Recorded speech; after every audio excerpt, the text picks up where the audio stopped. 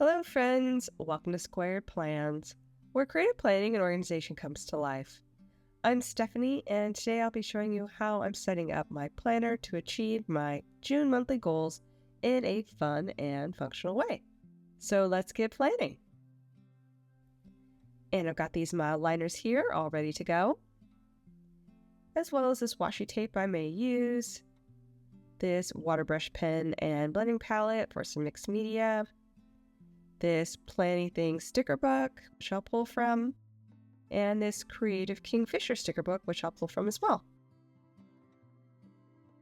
So I went ahead and laid out this month's theme already on some wax paper just to help move things along on this video.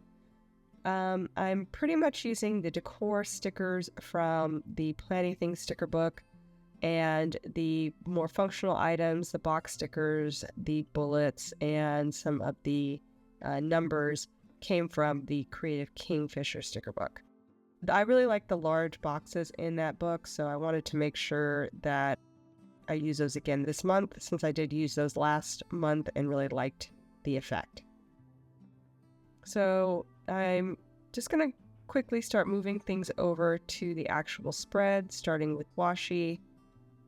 And I'm also going to white out some areas that will be covered with these clear stickers, just so that it looks a little bit cleaner behind them and makes it look a little bit better overall. I'm also going to go ahead and white out some areas where there'll be more clear stickers there in the center, just using my Jelly Roll white pen. So I use a combination there of the dry line thing and the white opaque pen to get that nice clean palette behind these stickers. Moved over the bigger box there for one of my goals, and I'm setting up the other areas with those same boxes.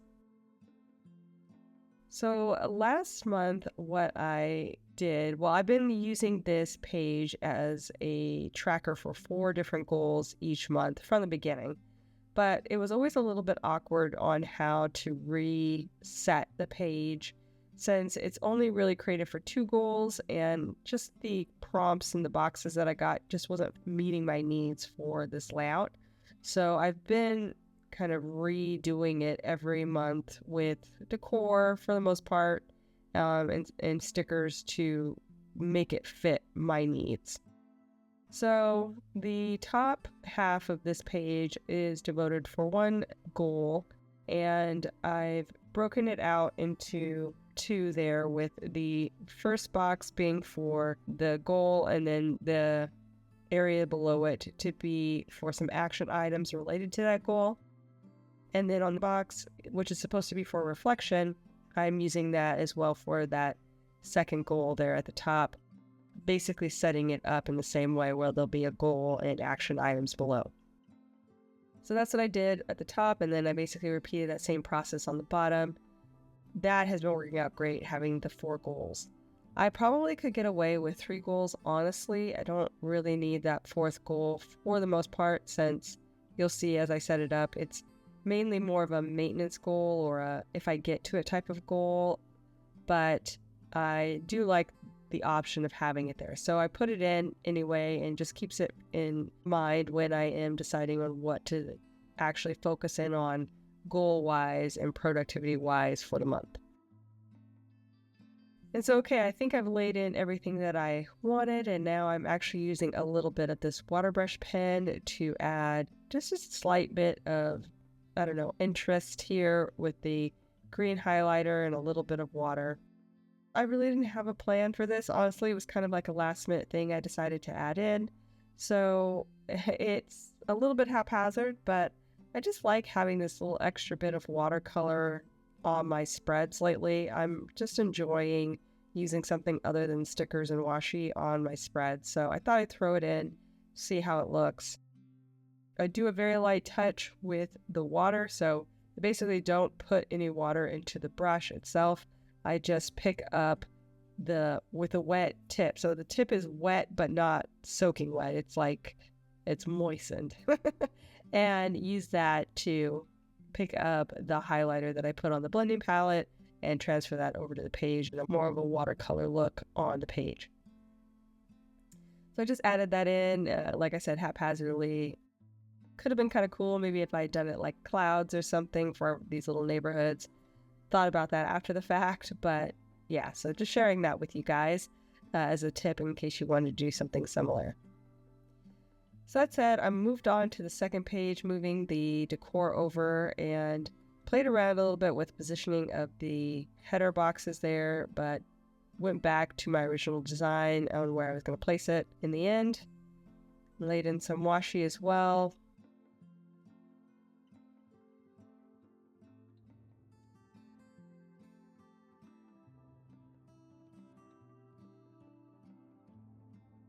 We'll move in some of these other stickers while we wait for the bottom area to dry, where I've kind of cleaned it up for the clear stickers to be laid on the background.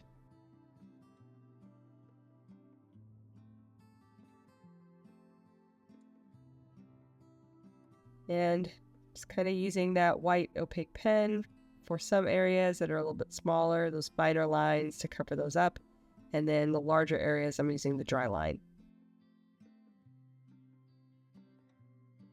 And that one was a little bit crooked, so I wanted to reset it so that it was nice and straight along the edge of the page.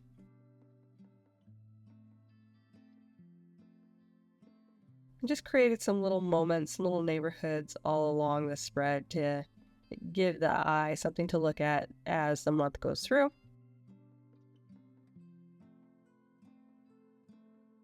And we'll go ahead and move over the date numbers now that I grabbed again from that Creative Kingfisher sticker book, just to add a little bit more of the color and use up some of those stickers.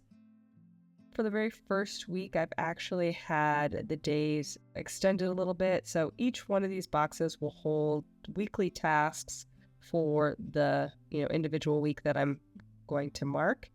But the top one this month is going to be extended a little bit because there was a couple of extra days there at the end of the month that extended past the 4 weeks. So I just wanted to make sure I included that in so I didn't lose track of those tasks that haven't been addressed from the previous month.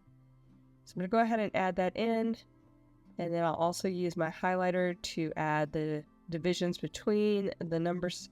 So there's like a date span, and then adding in the week numbers as well in that highlighter color. And I decided to use the orange just because I'm using the green for more of that mixed media texture all around the page. Really liking how that's kind of turning out. Again, it's very subtle, nothing too overwhelming, but just adds a little bit of something to the page itself, which I like.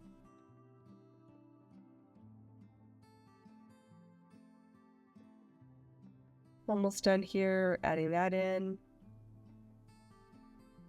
There's really no rhyme or reason. I was just putting it into the corners. Originally, I was going to put it into the boxes, but then changed my mind last minute. It's just how this whole thing went.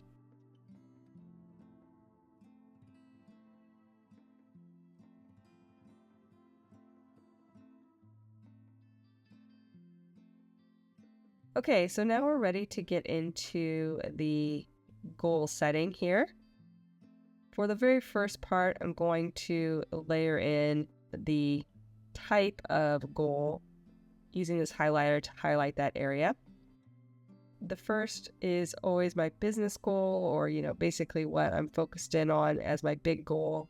And for this month, I have the goal to list all of my current layouts with the 2024 updates on Etsy.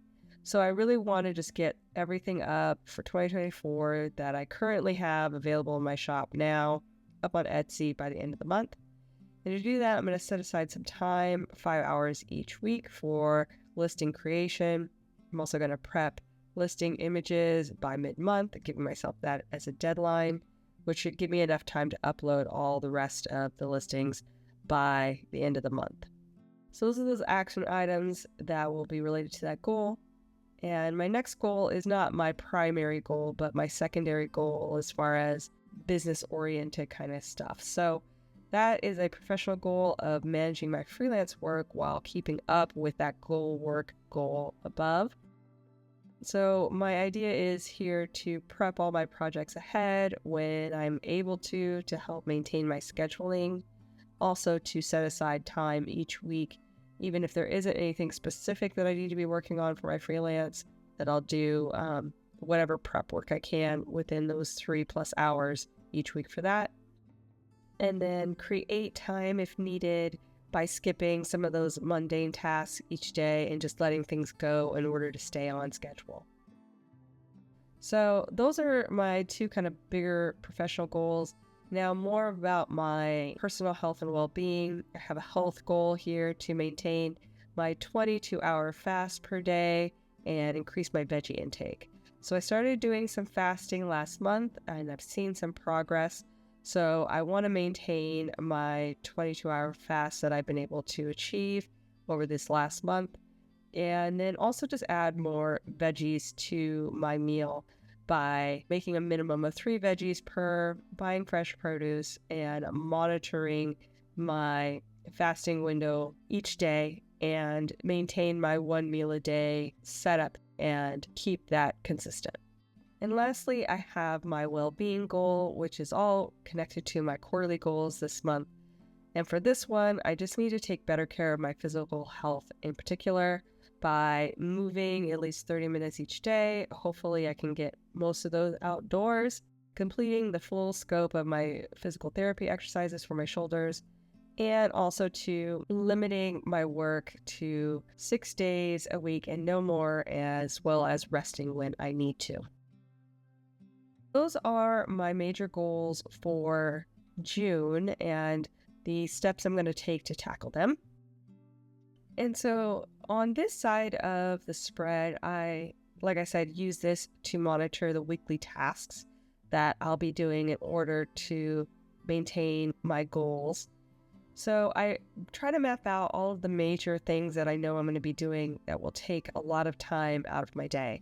So I'm starting off here with the live filming that I plan on doing on Sunday and the time, and then also the schedule that I'll be needing to keep in order to keep my YouTube videos on track.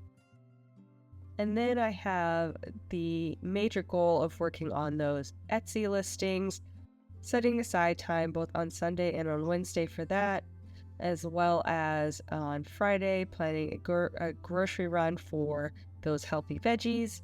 Thursday, making that time for my freelance work and prep, making sure that I have the time for that goal if possible. I'm also adding in the dates because this week, like I said, is a little bit of an extended week with some duplicate days in there, so I know which Friday or which Sunday I'm referencing. Also going to put in that rest day just so I keep track of that. There may be some things that I don't need to track and replace later down the road, but for now, that's how we'll enter it in. And that's going to do it, friends. So I hope you enjoyed this video. If you did, please give it a thumbs up down below. Also, too, go ahead and leave me a comment if you'd like to get in touch. And think about subscribing to my channel if you haven't already, if you'd like to see more of my videos. Thanks so much for watching. I really appreciate it. And we'll see you next time. Bye!